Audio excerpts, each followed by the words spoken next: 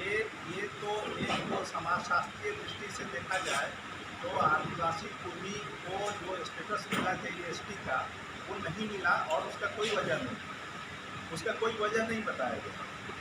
और अभी जो रिट याचिका दाखिल किया गया है उसमें खास तौर पर जो जेनेटिक साइंस का डेवलपमेंट हुआ है पूरी दुनिया में उसके रिसर्च के आधार वो भी एक आधार है। समाजशास्त्रीय जो आधार है एंथ्रोपोलॉजिकल आधार है, लेकिन उसके साथ साथ जेनेटिक एंड लिंग्विस्टिक भाषा विज्ञान और जीन विज्ञान के आधार पर इस याचिका में आदिवासी कुर्मी समुदाय के दावे को पुष्ट किया गया है। तो उसके बारे में एडवोकेट निशांत वेंकटेश आपको बताएंगे कि क्या वो आधार है जिसकी वजह से यह सिद्ध होता है कि आदिवासी कुर्मी आदिवासी स्टेटस का हकदार है। तो निशांत वेंकटेश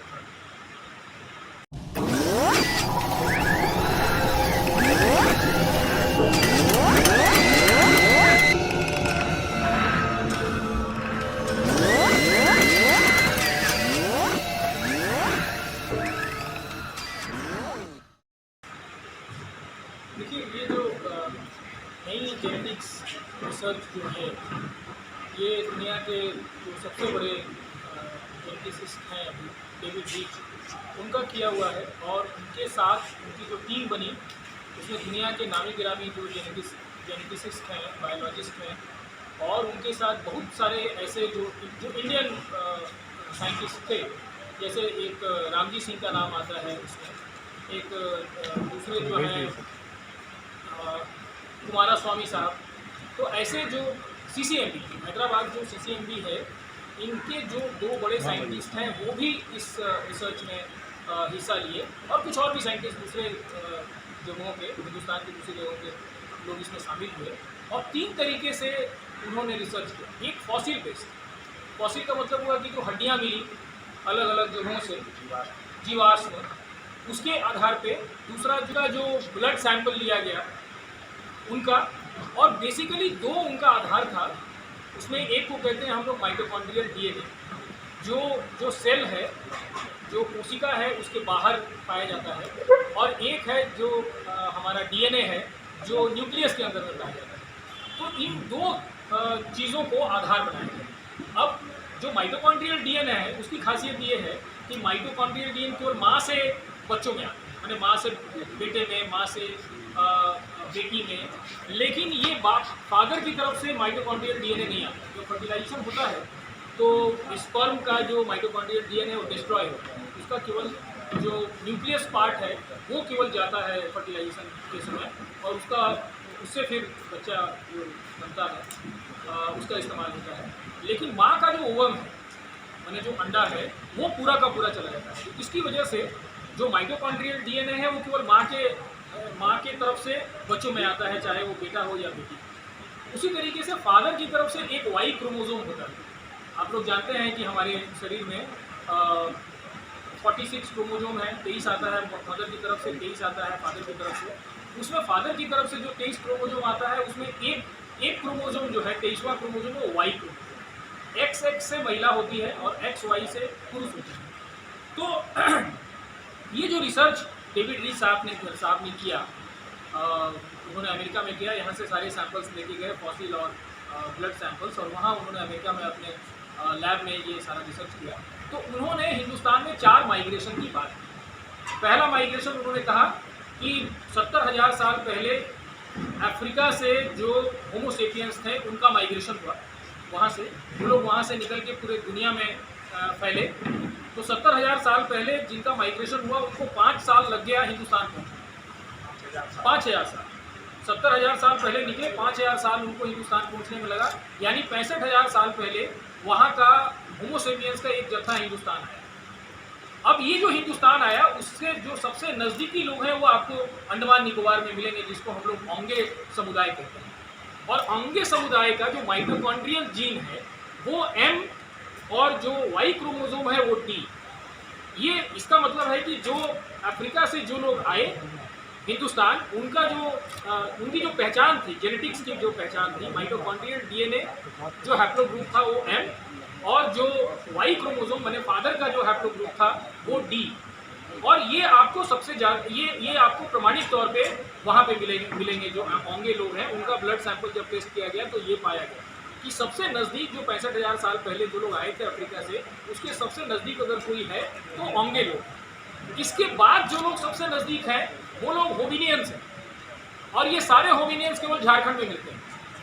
दूसरा जो सेकेंड जो माइग्रेशन की बात डेविड रीड साहब करते हैं अपनी किताब who we are and how we got here, वो कहते हैं कि लगभग 10,000 से 11,000 साल पहले ईरान के तरफ से कुछ लोग आए जो हड़प्पा में जो अर्ली इंडियंस थे यानी कि जो अफ्रीकन थे वहाँ आए और उनके साथ इंटरमिक्सिंग हुई, और बाद में जब हड़प्पा की सभ्यता सुखाड़ की वजह से नष्ट हुई तो वो सारे लोग साउथ की तरफ आए और वो एक भाषा लेके आए।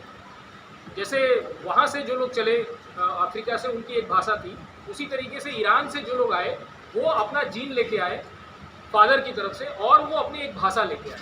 जो भाषा लेके आए उसको कहते हैं एलामाइट, और एलामाइट से सारे साउथ की जो भाषाएं हैं वो निकली। इसीलिए जैसे अरविंद जी ने कहा कि दो महत्वपूर्ण बात है, एक है जेनेटिक्स यानी कि जीन डीएनए, और दूसरी महत्वपूर्ण बात है वो आपका लिंग्विस्टिक। तो लिंग्विस्टिक जो बात मतलब जो भाषा वो लोग लेके आए वो भाषा थी एलामाइट, और एलामाइट से आपको तमिल, मलयाली, कन्नड़ ये सारी भाषाएं जो हैं वो एलामाइट से निकली हुई भाषाएं।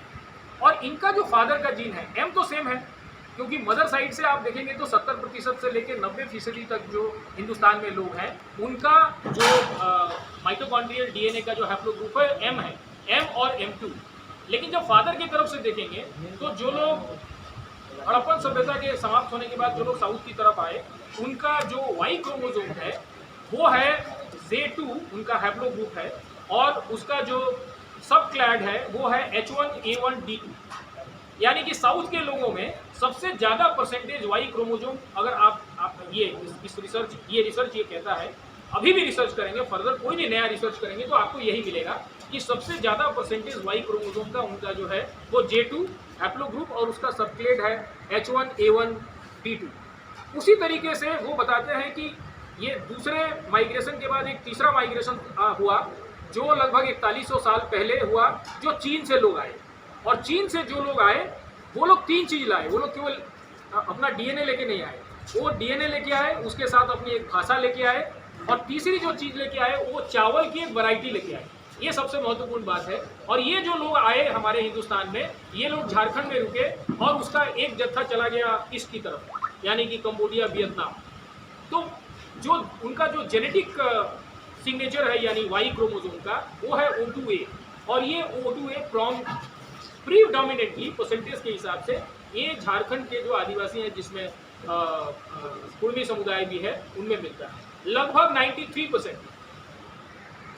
और M और M1 जो M2 तो वापस चला गया अफ्रीका, लेकिन M और M2 जो है यानी मदर साइड से जो हमारा माइटोकॉन्ड्रियल डीएनए है वो भी लगभग 93% सबसे ज़्यादा आपको यही मिलता है। तो एक तो हमने कहा वाई क्रोमोसोम के बारे में और दूसरा कहा माइटोकॉन्ड्रियल डीएनए के बारे में। माइटोकॉन्ड्रियल डीएनए उसका जब एग्जामिनेशन हुआ, एक दूसरी रिपोर्ट है इनके बारे में, तो उसमें 2 ट्राइब्स को लिया गया। एक कुर्मी लिखा हुआ है रिपोर्ट में, कुर्मी, क्योंकि कुर्मी का हमेशा झमेला हो जाता है कि कुर्मी है कि कुर्मी है। लेकिन उन्होंने जिन कुर्मी लोगों को उन्होंने रिसर्च में शामिल किया, अपने अन्वेषण में शामिल किया, वो बंगाल के थे। तो बंगाल में कोई बिहार और यूपी के कुर्मी नहीं पाए जाते। बंगाल में जो कुर्मी है वो एक्चुअली कुर्मी है, मतलब वही जिनके लिए यहाँ के लोगों लिखा हुआ है। तो बंगाल में जो जिनका रिसर्च हुआ इसका माइटोकॉन्ड्रियल डीएनए का, वो लोग कुर्मी थे, और उनके साथ लोधा और कुर्मी कम्युनिटी का जब रिसर्च हुआ तो पता लगा कि इनमें सबसे ज़्यादा मतलब माइटोकॉन्ड्रियल डीएनए का जो ये है हैप्लोग्रुप और M2 जो उसका दूसरा हैप्लोग्रुप है, ये सबसे ज़्यादा कॉन्सेंट्रेटेड पाया गया इन दोनों में। तो आप अगर M से जाएंगे तो पता चलेगा कि लगभग ये लोधा और कुर्मी जो हैं ये इनकी उत्पत्ति लगभग 54,000 साल पहले है। तो झारखंड में भी जितने ट्राइब हैं उसमें सबसे पुराना, अगर क्योंकि इनका जो नोड है जो मैंने पढ़ा है, मैंने उस रिपोर्ट को पढ़ा है, इनका जो नोड है वो स्ट्रेट चलता है। इसका मतलब इनके नोड से कोई दूसरा फिर ट्राइब नहीं निकला, इनका नोड एकदम स्ट्रेट है। और इनका जो टाइमिंग है वो 54,000 साल से पहले का है।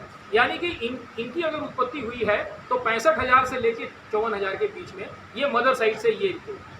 और चाइना से जो माइग्रेशन हुआ, जो यहाँ रुक गए, चाइना से जो लोग यांगसी और यांग रिवर के बगल में जो सभ्यता थी उसके आसपास जो विकसित, वो लोग यहाँ आए और उनकी यहाँ से इंटर मिक्सिंग हुई और उससे यहाँ के सारे ट्राइब्स जो हैं वो डेवलप किए, जो हम लोग जानते हैं। वो हैं उरांव है, मातो हैं, कुर्मी क्या है, ज़्यादा बेटर है, कुर्मी है, संथाल है, हुंडा है। ये सारे लोग, इन सारे लोगों का डेवलपमेंट ये ओरिजिनेट हुए लगभग 4100 साल पहले। यहाँ जो ओगिनियन समुदाय था, यानी कि अफ्रीकी समुदाय, उनका चीन से आने वाले लोगों के साथ जो इंटरमिक्सिंग हुई उससे। तो एक तो डीएनए सिग्नेचर हो गया, दो मदर साइड से मैंने कहा M और M2, फादर साइड से मैंने कहा O2A। दूसरी जो भाषा लेके आए उसको कहते हैं ऑस्ट्रो एशियाटिक। तो हम लोगों ने जांच की, जो द्रविडियन भाषा है एलामाइट से जो सारा निकला है, उसका कोई भी ट्रेस आपको झारखंड में नहीं मिलेगा। और जो इंडो यूरोपियन भाषा है, जो आर्यों की भाषा है, जो लोग 4,000 साल से 3500 साल के बीच में आए यूरेशिया से, जिसमें ये ब्राह्मण से लेके आपको दूसरे जितने कास्ट ग्रुप हैं वो सब आते हैं, सनातनी समूह जो है, उनमें जो जीन है वो है R1A-Z93।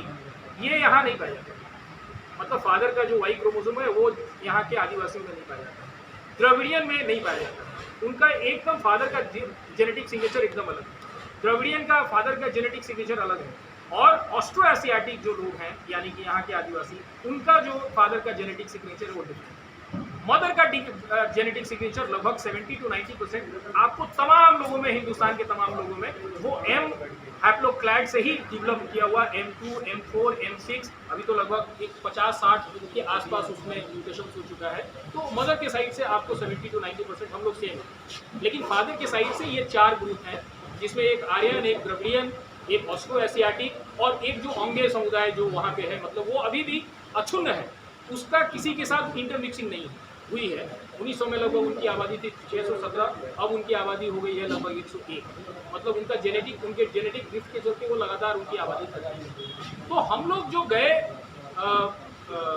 ऑनरेबल हाई कोर्ट के पास इस नए रिसर्च को लेकर कि अभी तक हमारे पास आर्कियोलॉजी के प्रमाण थे, भाषा के भी प्रमाण थे, लिंग्विस्टिक प्रमाण भी हमारे पास थे, एंथ्रोपोलॉजी के प्रमाण थे, सोशियोलॉजी के प्रमाण थे, हिस्ट्री के प्रमाण थे कि जो यहाँ के कुर्मी हैं वो आदिवासी हैं, वो उनका बिहार और यूपी के जो कुर्मी हैं उनके साथ कुर्मियों का कोई आपस में लेन देन नहीं है।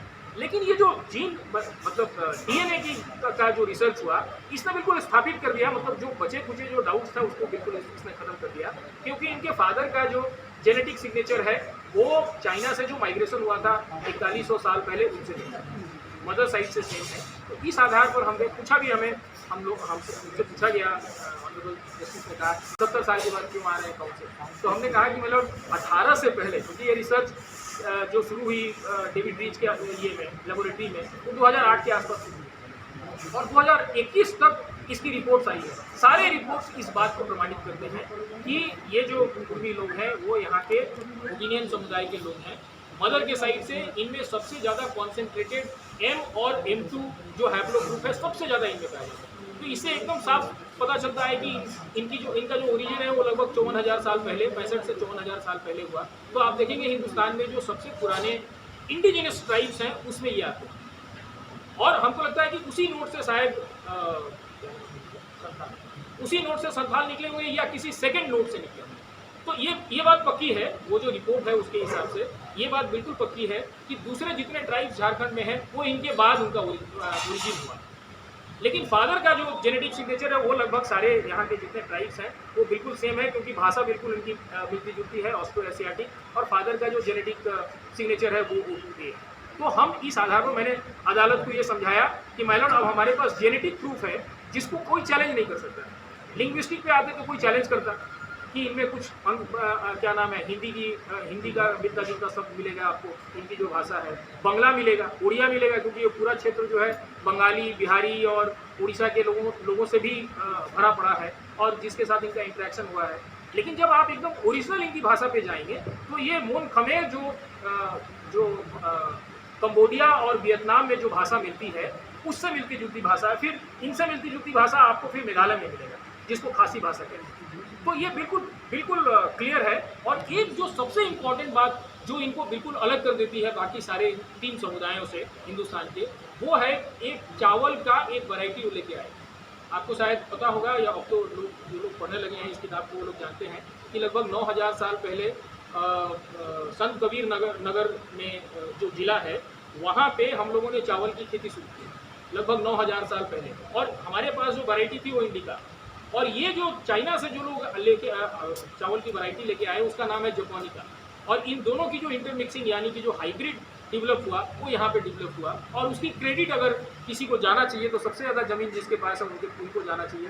तो यहाँ पे सबसे ज़्यादा ज़मीन इनके पास यानी कि जो कुर्मी समुदाय है उनके पास, और यहाँ पे जो संथाली लोग हैं उनके पास सबसे ज़्यादा ज़मीनें हैं। तो ये जो क्रेडिट है दो अलग अलग वैरायटी के चावल का हाइब्रिडाइजेशन करने का, जिसकी वजह से आज हमारे पास लगभग 6000 तरह के चावल है हिंदुस्तान में। तो ये क्रेडिट जो है अगर आपको देना होगा ये जेनेटिक्स का प्रमाण है तो आपको यहाँ के संथाली और कुर्मी लोगों को देना पड़ेगा। क्योंकि तो ये 3 प्रमाण जो है ये बिल्कुल कोजेंट अंग्रेजी में जिसको कहते हैं अकाट्य है। अब इसमें कोई शक शुबा की गुंजाइश मैंने कोर्ट में यही कहा कि मतलब ये जो जेनेटिक प्रमाण है ये 3 चीज़ें ये बिल्कुल साबित करता है कि आप अब बाकी चीज़ें जो है आर्कियोलॉजी की चीज़ें, लिंग्विस्टिक की चीज़ें या आर्कियोलॉजी की चीज़ें, अब ये सारी चीज़ें इसको सपोर्ट करें। जेनेटिक्स ये कहता है कि ये एकदम होमिनियन समुदाय से निकले हुए लोग हैं